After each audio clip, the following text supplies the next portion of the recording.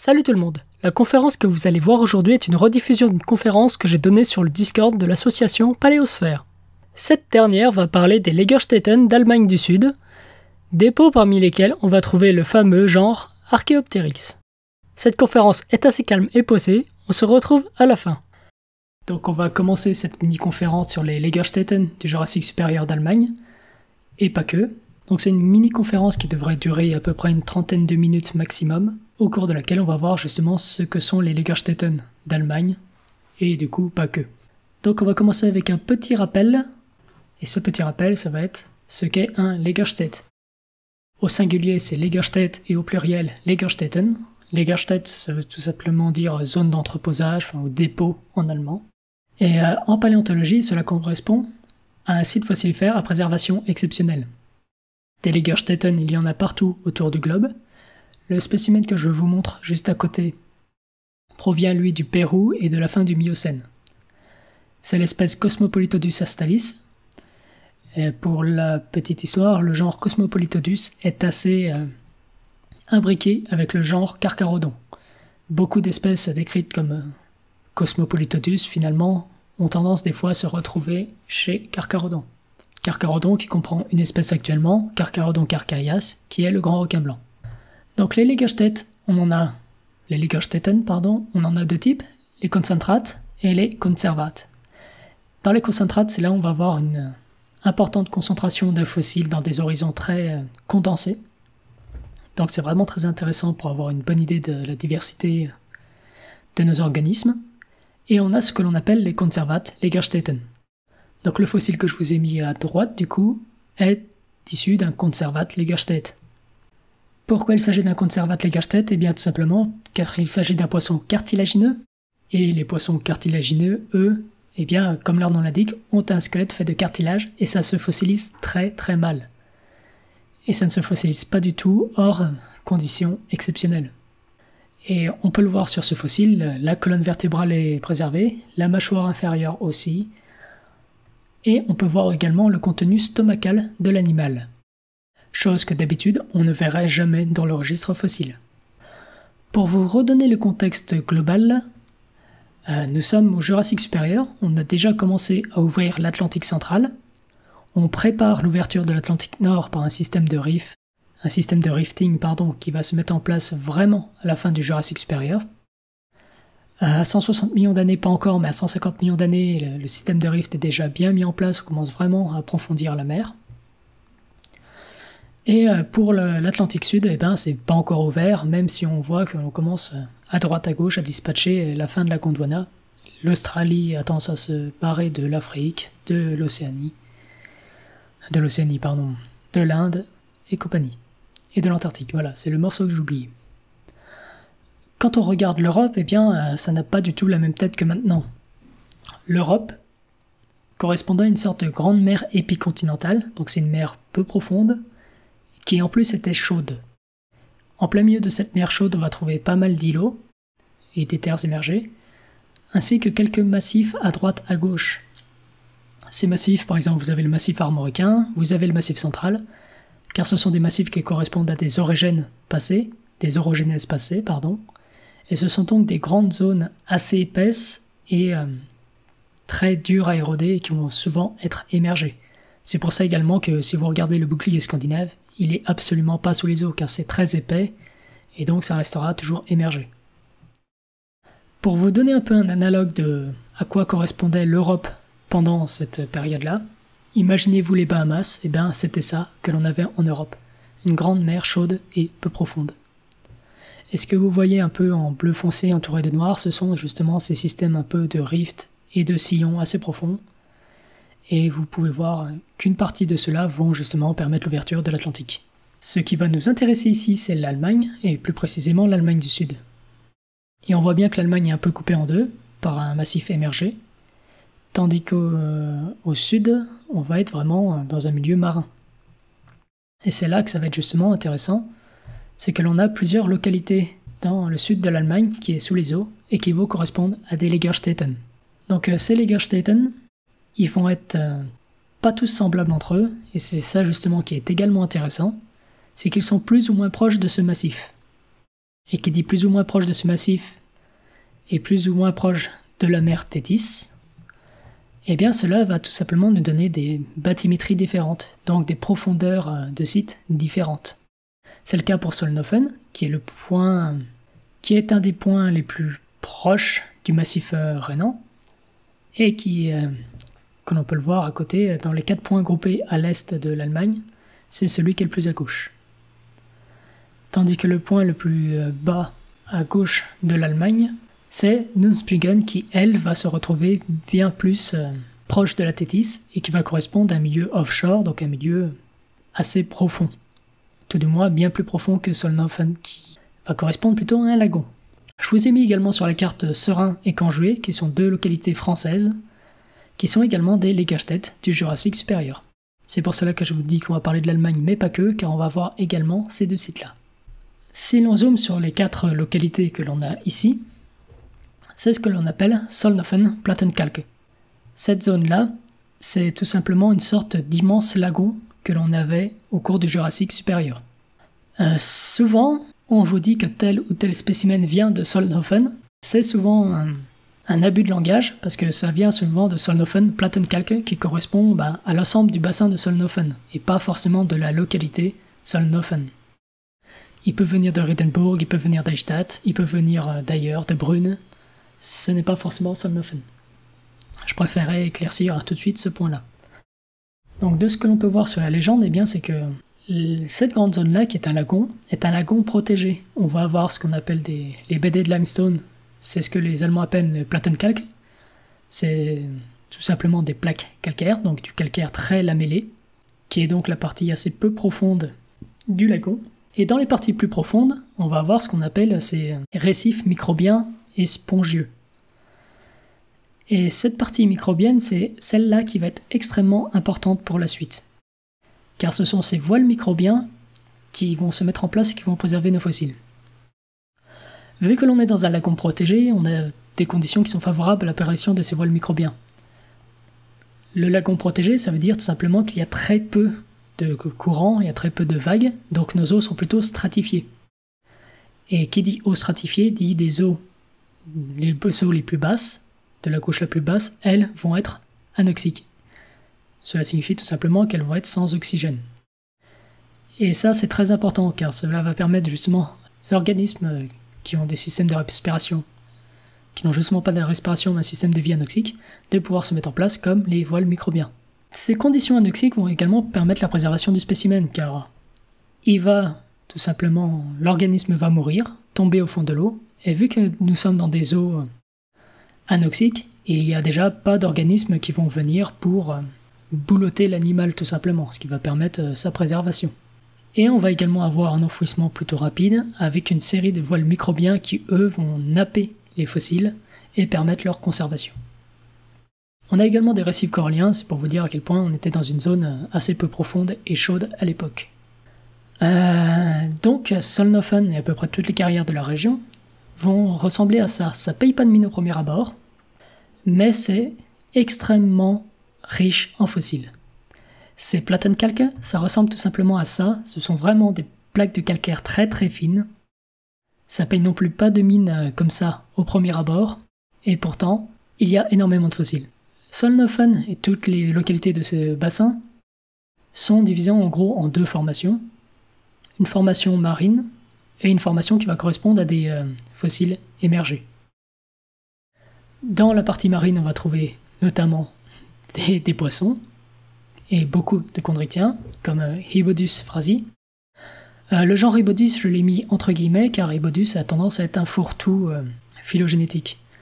Si on a un hibodonte, généralement on ne sait pas ce que c'est, dans le doute on le mettait dans Hibodus, ce qui fait que beaucoup d'espèces sont décrites en tant qu'Hibodus, alors qu'elles doivent certainement appartenir à d'autres genres qu'Hibodus tout simplement.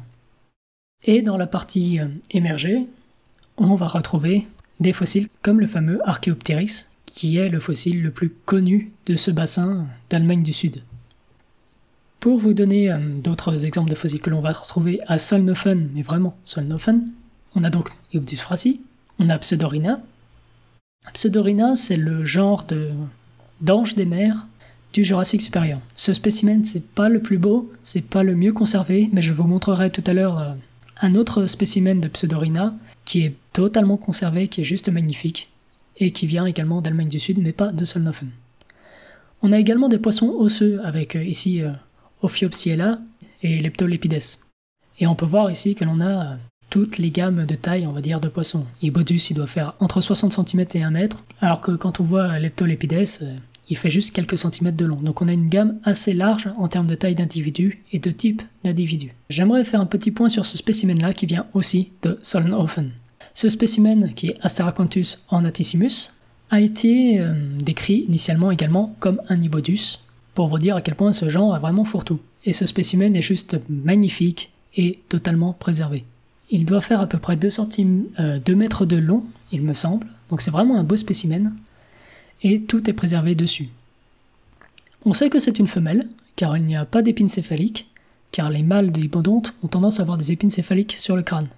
Ce spécimen n'en a pas, et il n'a pas de clasper au niveau de ses nageoires pelviennes, donc c'est bien une femelle.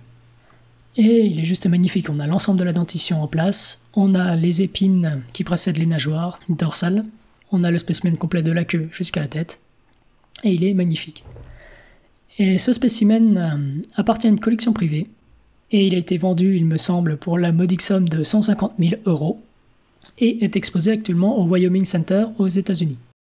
Ce spécimen est d'autant plus intéressant car beaucoup de dents qu'il possède ont été trouvées de manière isolée avant qu'on commence à décrire ce spécimen. Et on se rend compte que plusieurs éléments, que ce soit son épine dorsale, que ce soit ses dents, ont été décrits dans des spécimens différents, alors qu'en fait, eh bien, ils appartiennent à un seul et même spécimen. Ce spécimen est actuellement décrit par l'un de mes collègues, le papier est en cours de revue, et j'espère qu'il sera publié à la fin de l'année car il va amener une grande révision des Ibodontes. Par chance, ce spécimen appartient à une collection privée où le collectionneur est totalement ouvert à ce que l'on étudie ces spécimens, mais ce n'est pas le cas pour beaucoup de collections privées. Malheureusement, ça arrive souvent que bien des spécimens de cette région-là partent dans des collections et on n'en reverra jamais la couleur, ce qui est bien sûr une énorme perte pour la science et la paléontologie. Et cela me permet également de vous montrer à quel point la diversité de Solnhofen n'est pas encore totalement connue et qu'il y a encore beaucoup de choses à découvrir dans cette localité. J'aimerais également souligner la présence de chimères, parce que des chimères on n'en a pas beaucoup dans le registre fossile, et là on en a des spécimens qui sont totalement complets, et qui sont magnifiques je trouve, et qui nous permet aussi de nous rendre compte que les chimères, eh bien, ça n'a pas toujours évolué en milieu profond, puisque là on en retrouve 2 spécimens dans des lagons.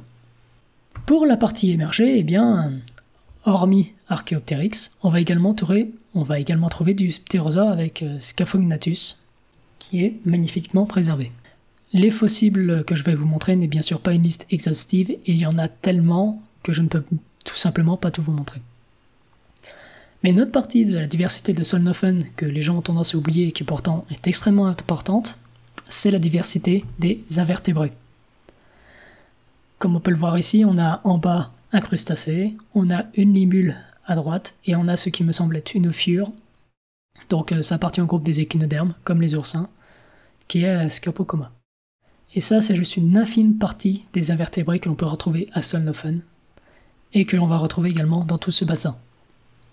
On va voir rapidement également Eichstätt, qui est la petite sœur de Solnhofen, qui est située juste à côté, et qui correspond également à ce lagon protégé très peu profond. On va retrouver le genre Heterodontus avec l'espèce Zitelli. Zitelli, on n'est pas sûr que ça appartienne à ce genre-là, mais je reviendrai un peu plus tard dessus. Et on a également du requin carpette avec Crossorhinus jurassicus. Les requins carpettes, ce sont des requins assez plats, qui ont tendance à se poser sur le sol marin, un peu comme des tapis, d'où leur nom de requin carpette. Et des spécimens de requins carpette, on a quelques-uns aussi dans d'autres localités d'Allemagne du Sud, et c'est toujours cool à voir. Pour la partie émergée, eh bien, on a aussi du dinosaure avec Juravenator starkey. Et j'espère vraiment un jour qu'il y aura une espèce Hutchie de décrite juste pour faire la blague. Et ce spécimen est également magnifique vu que l'on a l'ensemble du spécimen de préservé, de la queue jusqu'à la tête. Beaucoup de spécimens vont avoir Jura dans leur nom de genre ou dans leur nom d'espèce, car tout simplement cette partie d'Allemagne du Sud correspond à ce que les Allemands appellent justement leur partie... c'est leur Jura pour eux, leur partie du Jura. Donc le Jura, c'est pas que la France, c'est pas que la Suisse, c'est aussi une partie de l'Allemagne. Et vu que ces espèces proviennent du Jura allemand, le Jura va souvent être utilisé pour leur donner leur nom, pour indiquer l'endroit d'où ils viennent. On va faire un petit regroupé maintenant avec Riedenburg et Kelheim, qui sont deux localités un peu plus à l'est, mais qui sont également intéressantes. Ce spécimen est Asterodermus platypterus. Il s'agit de l'holotype. Donc l'holotype, c'est le spécimen de référence qui lui a été trouvé du coup à Kelheim. Et ce spécimen, il est non seulement joli, mais il nous manque la tête. Et c'est assez problématique car dans le registre fossile, on retrouve quasiment que des dents pour nos taxons de requins et de raies. Donc c'est assez problématique pour l'holotype de ne pas avoir les dents vu que l'on ne peut pas, de manière très claire, associer les dents au spécimen. C'est pourquoi il y a une sorte de un petit débat dans la communauté scientifique pour savoir si Asterodermus est un genre valide et si les espèces qui sont décrites dans le genre Asterodermus appartiennent bien à ce genre ou aux deux autres genres de raies du Jurassique que sont Belemnobatis et Spatobatis. Spatobatis, je vous montrerai un spécimen un peu plus tard. Mais par chance, un autre spécimen complet d'Asterodermus a été trouvé dans cette région-là, et son étude permettra justement de savoir quelle est la dentition exacte d'Asterodermus et est-ce que ce genre est bien valide ou non. On trouve également du dinosaure avec Compsognathus longipes. Je passe vraiment rapidement sur ces localités car je vais surtout parler maintenant des deux suivantes, Nunsplingen et Malstetten. Comme je l'ai dit plus tôt, Nunsplingen, ce n'est plus un lagon. Là, on est vraiment dans un milieu marin ouvert et qui commence à être assez profond. Donc cette localité correspond vraiment à un environnement différent du bassin de Solnhofen. Et vu que c'est différent du Solnhofen, c'est également très intéressant d'étudier la faune qui constitue cette localité. Je vous avais montré tout à l'heure un Pseudorhina qui n'était pas très beau, et bien maintenant voici le spécimen qui est juste magnifique, avec Pseudorhina acanthoderma. Donc on peut voir que tout le squelette est préservé, et on a également la silhouette de la forme du corps de préservé. Et ces spécimens, comme celui de droite, Sphenodus macaire, ne sont pas étudiés pour le moment. Je vous ai dit que c'était des plaques calcaires, et on peut voir du coup que nos organismes sont bien comprimés sur ces plaques qui sont fines. Ils sont comprimés certes, mais on garde quand même une trace de la structure 3D des animaux. Et on le voit magnifiquement bien avec cette tête de Sphenodus, où l'on peut voir la vertèbre, et surtout on peut le voir sur la mâchoire supérieure, le système de dents en tapis roulant qui lui est encore en place. Et je trouve ça juste magnifique. Et ce spécimen est également assez complet, vu qu'on peut le voir, on a l'ensemble de la colonne vertébrale, la queue. Malheureusement, les nageoires pelviennes et pectorales ne sont pas préservées, mais c'est également un spécimen qui va être très intéressant de décrire. Mais une grande partie de la diversité de cette localité, c'est également sa faune d'invertébrés, marine, comme avec Colleia, ou bien terrestre avec cette libellule qu'est Urogomphus.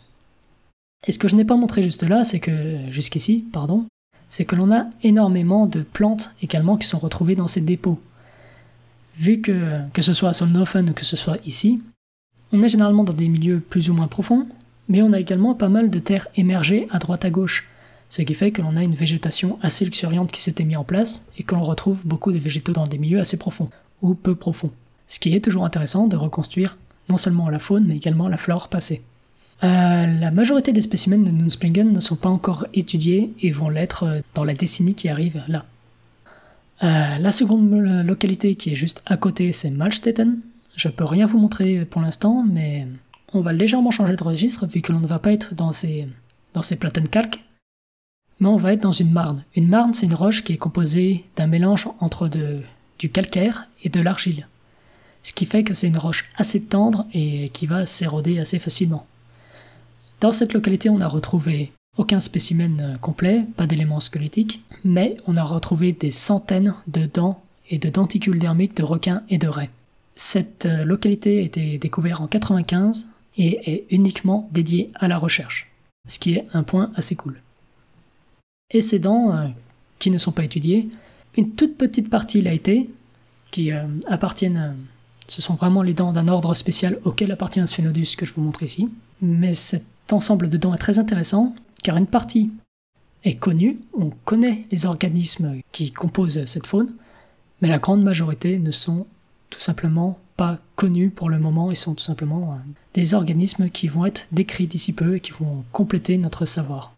Vraiment des genres et des espèces nouvelles. Et la personne qui va se charger de ça, Eh bien, c'est moi pour ma thèse doctorale. Une grande partie de ma thèse doctorale, qui va être basée sur l'étude des élasmobranches pendant le Jurassique supérieur, va avoir comme tâche justement d'identifier une grande partie de ces dents et denticules dermiques qui proviennent de cette région. Donc on pourra en reparler dans 3 ans quand j'aurai fini ma thèse, ou que j'aurai quasiment fini et que j'aurai des résultats solides à vous montrer après des publications. Cette thèse est accompagnée d'un postdoc, et ce postdoc va se charger justement de réétudier une grande partie des vertébrés d'élasmobranches, enfin des restes d'élasmobranches trouvés, notamment comme Heterodontus ou Pseudorhina acanthoderma qui proviennent de Nunsplingen. Et ces études vont nous permettre de faire un grand tour de vue et de bien mieux connaître nos spécimens à travers des analyses morphométriques. Donc au cours de la prochaine décennie, on aura d'autant plus d'informations sur ces localités en Allemagne du Sud. Je vous ai dit qu'on ne parlerait pas que de l'Allemagne, il va être temps d'aller voir Seraing qui est en France. Seraing, c'est une localité qui est à l'est de Lyon. Comme Solnhofen était exploité dès le 19e siècle, sauf que Seraing maintenant, elle est totalement fermée, sauf à quelques rares moments, comme Solnhofen en fait, pour des missions de recherche scientifique par les paléontologues qui vont y aller, avoir des autorisations pour aller fouiller et ramener des spécimens. Seraing est vraiment l'équivalent français de Solnhofen, car cela correspond également à un lagon protégé, et on va retrouver beaucoup de faune de Solnhofen, et bien on va les retrouver aussi à Seraing. Et à Seraing, on va retrouver du carpet, encore, avec Forsynis, et on va retrouver également le genre Spatobactis, avec l'espèce Buggesicus. Ces spécimens sont exposés normalement au musée des Confluences de Lyon, donc si vous avez l'occasion d'y aller, allez-y, les spécimens de Seraing y sont exposés. Et il y a également un petit musée à Seraing qui va vous permettre de voir les spécimens qui proviennent de cette localité. Je ne l'ai pas dit, mais dans l'Allemagne du Sud, il y a également énormément de musées, que ce soit à Solnhofen ou à Eichstätt, qui vont exposer les faunes trouvées là-bas. Donc si vous avez l'occasion de vous faire un petit road trip, allez-y, ça vaut le coup d'œil. À Seraing, on n'a pas que des vertébrés, tout comme Solnhofen, on a également des invertébrés. Et on a de la méduse, par exemple, avec Bipedalia, et on a également des gros arthropodes comme Solerion amicalis.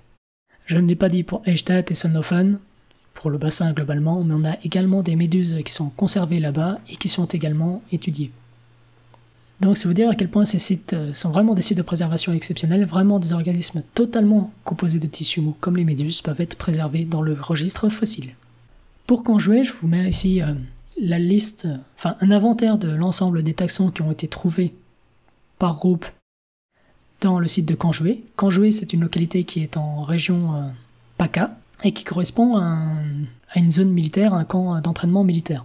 Sauf qu'on s'est rendu compte que c'est un Lagerstätte, et du coup, ce site est quand même pas mal étudié. Donc comme vous pouvez le voir, il y a beaucoup de taxons qui ont été décrits, et ça c'est juste la liste de 94. La liste actuelle est encore bien plus étoffée. Et j'aimerais qu'on ait une petite pensée pour moi qui bosse sur du requin, puisque la faune de ces lacs est tout simplement pas décrite. C'est un problème que j'ai souvent dans la littérature, c'est que dès que ça va parler de poissons cartilagineux, on n'a quasiment aucune information. La seule information que j'ai sur les sélaciens de cette région, c'est pour un genre, Paleocarcharias. Le genre que je vous montre, lui, provient d'Allemagne, du bassin de Solnhofen, et on sait qu'il y a un spécimen de Paleocarcharias qui a été trouvé dans la zone de Conjouet, car Conjouet c'est également un lagon protégé, avec une partie qui correspond au lagon et une partie qui va correspondre au dépôt émergé. Et avec Paleocarcharias, eh bien, ce spécimen est actuellement au Muséum d'histoire naturelle de Paris, et il est dans un tiroir à prendre la poussière et il n'est pas étudié. Le spécimen est quasiment complet, il manque juste la queue, et donc il serait vraiment intéressant de l'étudier pour savoir si c'est une espèce encore à part ou non. Et c'est un problème un peu que l'on a à Conjouet, les gens vont souvent se focaliser sur la partie dinosaure, et la partie émergée, et la partie marine, et surtout la partie sélacien, elle est totalement délaissée et on n'a aucune idée de la diversité que l'on peut avoir là-bas. Je ne sais pas s'il y a d'autres taxons de requins ou de raies qui ont été décrits là-bas, mais ce serait vraiment intéressant d'y aller et de regarder cette partie-là pour voir si on a en effet d'autres spécimens, que ce soit en collection ou à trouver sur le terrain. Maintenant, je vais aborder rapidement une petite question, c'est quel est l'intérêt de ces sites ? Eh bien, comme j'ai dit, ce sont des sites à préservation exceptionnels. Donc, quand on en a des organismes à corps mou, ou qui, comme les crustacés, vont avoir tendance à précipiter de la chitine comme exosquelette, la chitine, d'habitude, ça ne se préserve pas dans le registre fossile. Donc, le fait de retrouver ces invertébrés et l'ensemble des organismes à corps mou, eh bien on comprend d'un coup bien mieux quelle est la diversité passée. Parce que d'habitude, eh bien, ces données-là, ces organismes-là, on ne les trouve pas. Et ces sites-là permettent justement de nous rendre compte qu'ils existent et qu'ils sont déjà nombreux et bien diversifiés. Pour les poissons cartilagineux, comme je l'ai dit au tout début, le cartilage, ça ne se fossilise pas, sauf vraiment en conditions exceptionnelles. Et bien ça, ce que je vous montre là, ce sont des dents de Synécodonte.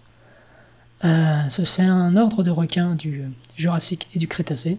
D'habitude, on ne trouve que ça, que des dents isolées, qui sont pas forcément toutes bien préservées, donc c'est assez dur dans le registre fossile d'avoir des bonnes données sur la morphologie de nos requins.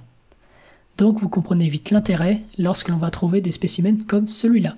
Ce que vous voyez au centre du fossile de requin, ces sortes de petits ronds, ce sont justement nos voiles microbiens qui, en se posant par fines couches, vont permettre justement cette préservation des fossiles. Et nous permettent du coup d'avoir l'ensemble de cette diversité jusqu'à maintenant. Et le fait d'avoir l'ensemble des faunes d'invertébrés, d'organismes à corps mou, l'ensemble des poissons osseux, cartilagineux, tout ce que vous voulez, cela va nous permettre en fait de mieux comprendre les interactions proie-espèce et de reconstituer entièrement une chaîne trophique, ce que l'on n'est pas vraiment apte à faire de manière sûre à 100% d'habitude dans le registre fossile. Mais ces localités nous permettent de le savoir et c'est vraiment très intéressant. Cela nous permet donc de reconstituer les paléo-environnements et de reconstituer la paléodiversité que l'on avait à ces moments-là. L'Heterodontus dont je vous ai parlé un peu plus tôt est en bas à droite. C'est tout simplement un requin dormeur cornu du Jurassique. Je n'en ai pas parlé, mais il y a beaucoup de bélemnites, d'ammonites qui ont été trouvés dans ces dépôts-là. Mais vu qu'on en parle assez, j'ai pas trop besoin d'en parler. Il y a aussi beaucoup de crocodiliens qui ont été trouvés, que ce soit à Canjoué, que ce soit à Serein ou que ce soit à Solnhofen. Il y a même un crocodilien qui a été trouvé dans les calcaires de Talan, à côté de Dijon, c'est pour vous dire.